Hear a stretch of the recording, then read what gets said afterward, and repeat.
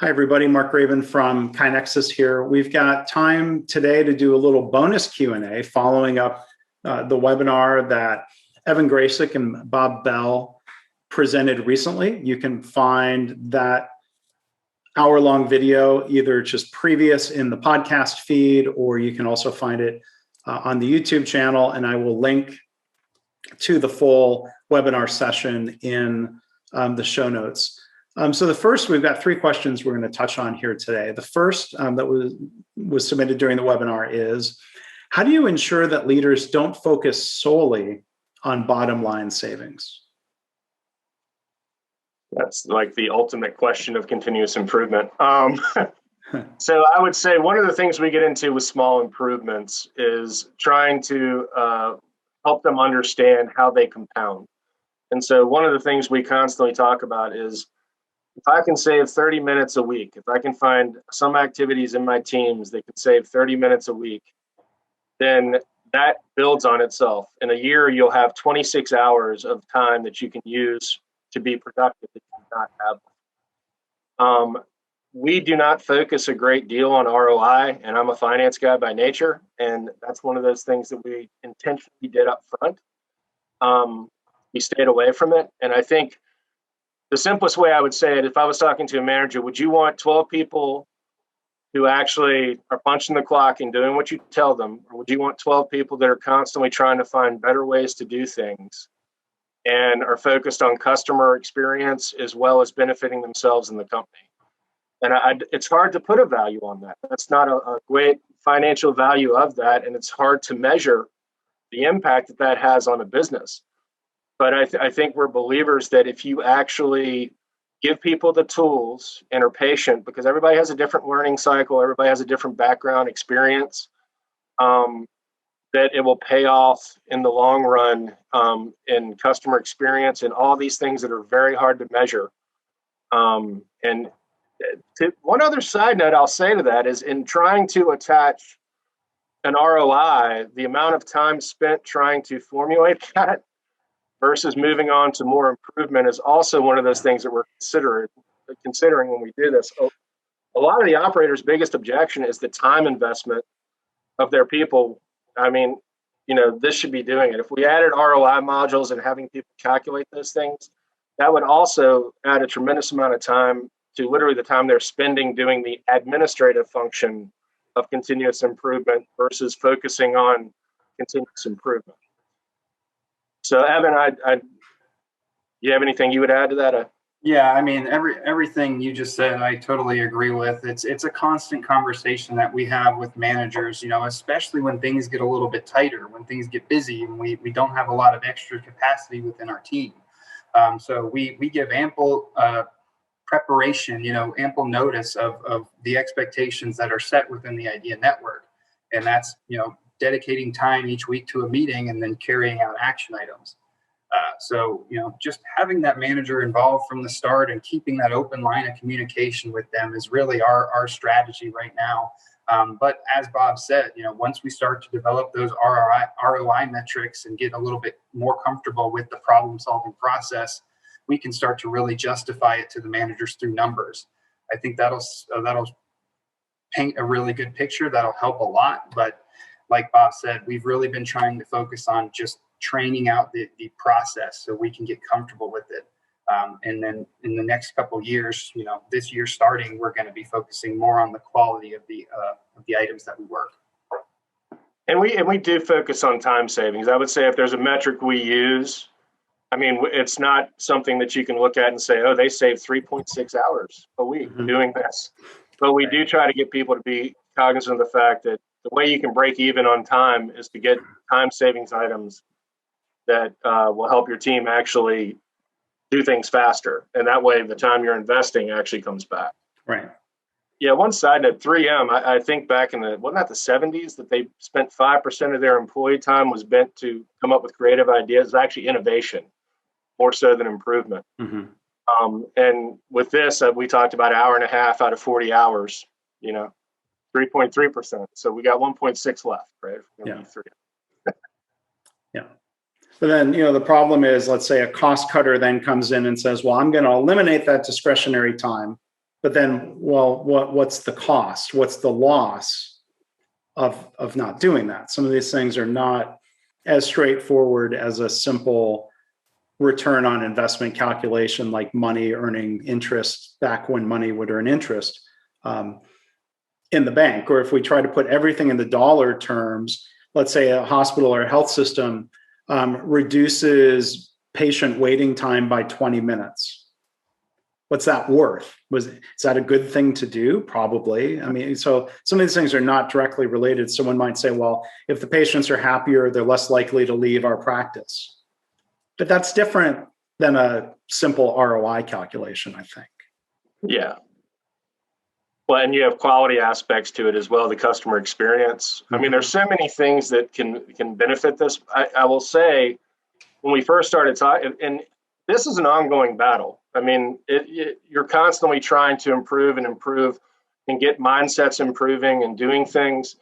But if executed properly, and you really do have an environment where everybody's participating and coming up with ways to make their lives better and the customer experience better, I mean, what's the value of less turnover, right? Because people actually they feel like they're appreciated in their job, right? I mean, there's a lot of things that come along positively with this that you really just can't easily slap a number on and say that's that. Well, there's one hospital CEO that we had quoted in our book, Healthcare Kaizen, who said, the only ROI I'm ever looking at adding up is reducing voluntary turnover. Right. That is a simple number, and the cost of replacing and rehiring can be estimated. And so if you're cutting that from average for the healthcare industry to something, if you dramatically better, the CEO, I think I'm paraphrasing, he said, that's ROI enough. The rest of it it's not even worth trying to calculate. We know it's just the right thing. And I think it's funny on the flip side, nobody ever asked, well, what's the ROI of not engaging people? Like, right. why is it we have to prove the ROI for something that's different than what might be the default? Well, I think I might have mentioned before, there was a CEO question, what if we train our people and they leave us? And his question was, what if we don't train them and they stay, right? Yeah. I mean, it's legit. But I just think there's far too much positive potential outcome. We're new. So to be honest, with turnover calculations, that's tough because we've changed the environment. So when you're a year and a half, 2 years in, people are still adjusting to the change of now being part of something where they have to do different tasks. So, and even early on, it's hard to measure that because is it the change? Long term, will it be better? Right. It's difficult. And turnover is affected by external factors like the economy or a pandemic. Right. And that's not even... Exactly, yeah. COVID did not help either, exactly. I mean, it kind of relates back to the small ideas, and really what focusing on small ideas allows us to do is usually when we implement those solutions, the impact of it is pretty obvious. People know what they're stepping over every day, and then they know what they no longer have to. So the most important thing to me would be that the individual that's sustaining these changes, that's leading these improvements, is seeing that the payoff of their work. We mentioned a win-win-win. The customer wins, the employee wins, and then the company wins. To me, we're about sustaining. We're rolling this out, training people how to do it. But we need them to buy into it internally. So if they can see their wins, which small problems allow them to do a lot of it easier, then the ROI kind of falls by the wayside a little bit. It's a constant conversation. Yeah, and then one other thing. Sorry, this is a rich topic, by the way. Yeah. One thing I will say is that, and we've worked at this and still don't have it 100% in place, and we're still working through it. But one of the things I do think you can do versus ROI is productivity measures. Like, what are you really trying to achieve? And Alan used to talk about a single metric. So if it's inside of the sheet metal fabrication, how many pounds of metal per hour worked can we actually produce? Sometimes those metrics are more solid in understanding whether I'm getting better or worse. Productivity as a unit of what you're trying to do divided by man hours or woman hours is pretty much how I would actually say, if I'm going to go with a metric, I would lean towards that. using a true productivity measure versus a dollar savings dollar. It's much more efficient to get an answer to where you are. Mm-hmm. And there are outside things that will affect that as well. So it's like I said, there's no easy math. Yeah. As a finance guy, that's one thing. You would think you come up with something, but it's tough. Yeah. All right. So another question comes in, in the context you talk about local teams working on improvement. But the question asks, what do you do to escalate problems that cannot be solved within the team itself? And maybe I'll add a secondary add-on to that. Well, how often is that really the case? So I guess the first thing that we tried to do with that when thinking about it was, try to outline some parameters for the capabilities of an idea team. So, first and foremost, if it goes against the company policy in any way, if the improvement that they're coming up with goes against that policy, that would be means to escalate. Secondly, if it exceeds the budget set forth for the team, which for us is typically around $100, the team would need some approval to get that solution in place. So the escalation that I mentioned is actually a procedure that we've built out. Bob and some of our executives actually worked hard to build the escalation path out early on for this exact issue. And basically how that works is once a problem, an item exceeds the capacity, the capabilities of the idea team for the reasons we just mentioned, it gets escalated to their direct manager. That manager then has to review the suggestion, the solution suggested by the idea team. If they like it, then they approve it and they make it happen. They send it back to the team and they implement. If they don't like it, then they can't say no. They can't deny it. They have to put their notes on it, explain what their thinking is, why it's not the best solution, and they escalate it to their manager. All right. So it goes manager to manager, one step at a time, only if they don't approve it until it gets to the highest level, which is the executive team. Our president of the company sits in there, lots of executives sit in there, and they make that final decision to say, this group has put a lot of time and work into this item. They really want it, and they've made the notes of all the benefits that they're going to get from it. But here's all the notes from the managers that have reviewed it up until this point. So why don't they like it? So you asked about frequency, how often does that happen? The more teams that we have on board, the more comfortable that these teams get with the problem solving process, the more complex that their problems are getting to solve. We mentioned small problems. We're still on small problems, but we're starting to get past those lowest hanging fruits onto the next level, a little bit higher. So some of them are exceeding budgets or going against policy because teams are figuring out that you can actually do that. They have that power to ask those questions. Now, once it gets up to executive team, I will say not all of our escalations get up there. I would say most of them don't get up to executive team because our managers in place are there to help. And usually if they say no, or if they don't like it, they might even be able to talk with the team to alter the idea a little bit to make something work. But by no means are we giving anybody an opportunity to just say no and squash it right there. That's something that we are really passionate about early on, and we want to maintain. Bob, I know you've got something to add to that. Well, yeah, no, I think that if Solutionism has an example, it's during the escalation process where somebody will get hung up on a solution necessarily. And so one of the things we focus on is understanding what the root cause, the problem is, and then you basically will provide your best solution. And one thing about the escalation process is a little different from that is it should go up and down the ladder. So they call it kind of staff work, putting together a business case for why I want to spend this money or why we want to change the policy on something.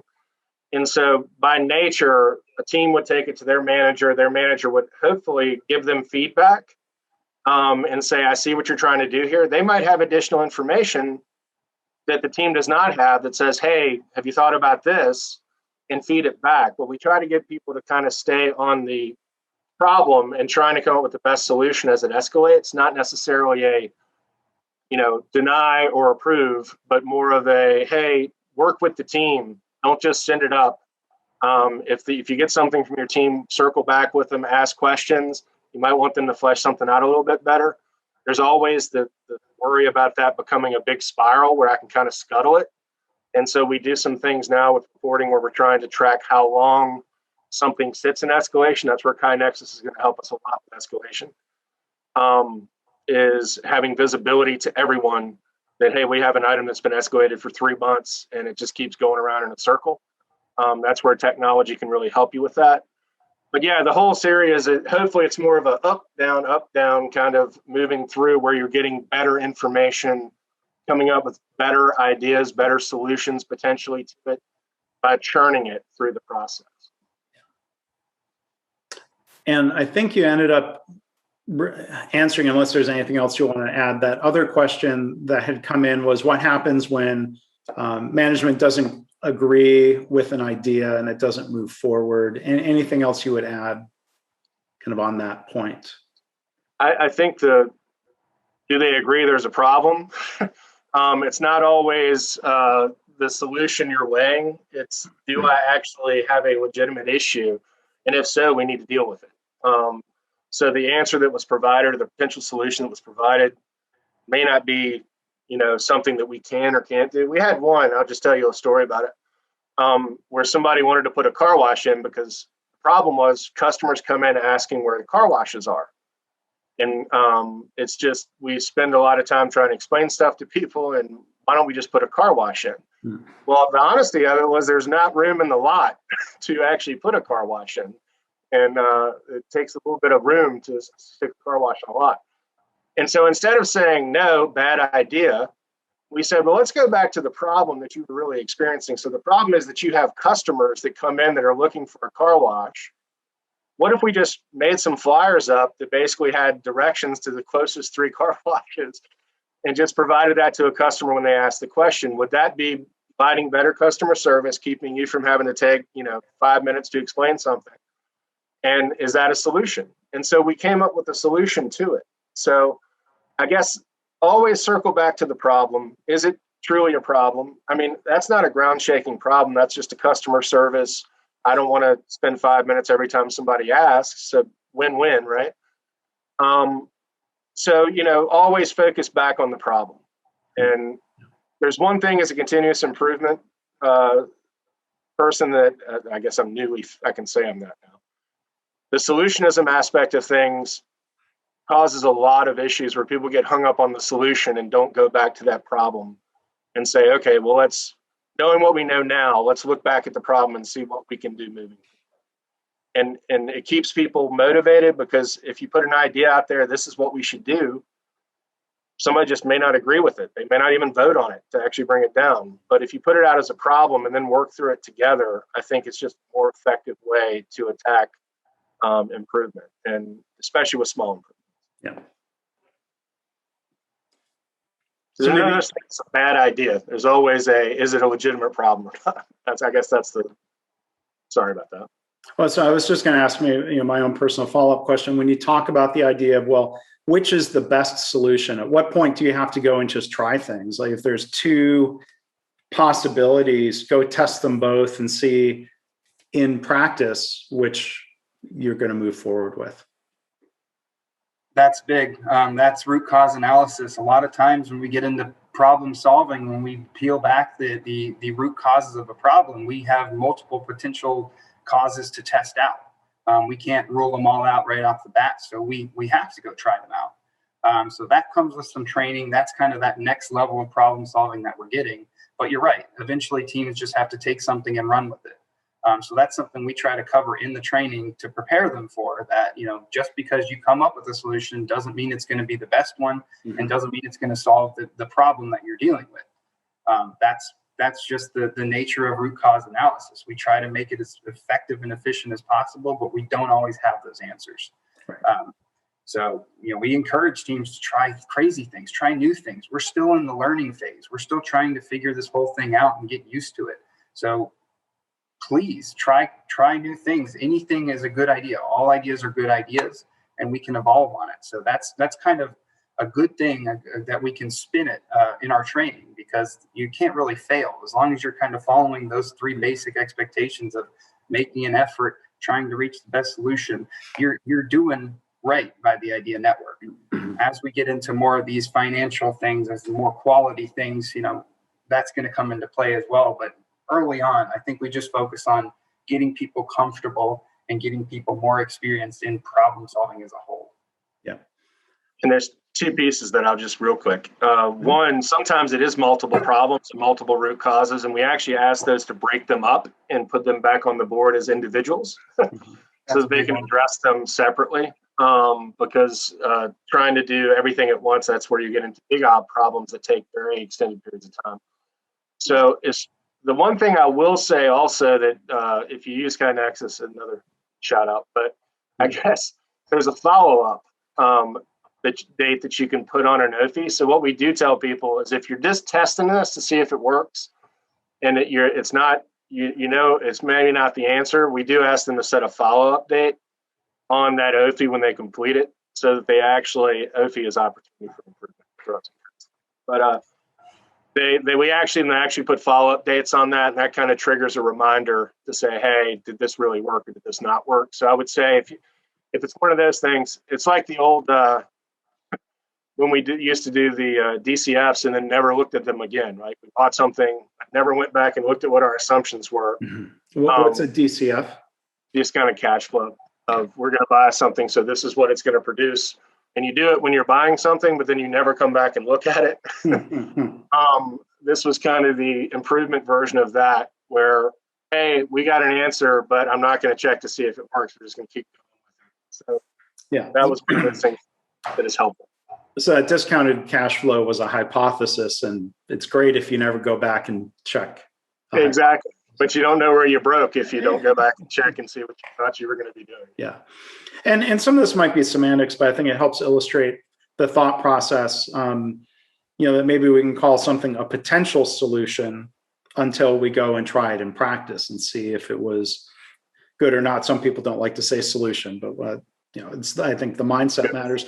Then, I think one other thing when it comes back to causes, one of the most powerful things I've learned from former Toyota people who had mentored me, like, think of a scenario where you ask somebody says, they announce, we found the root cause. I'm like, well, how do you know it's the root cause? Well, we talked about it and we decided that was the root cause. And right. People just listening on the podcast can't see Evan and Bob laughing or chuckling. Like, at best, you have a suspected root cause until you can go and test some things and see, do we really understand cause and effect?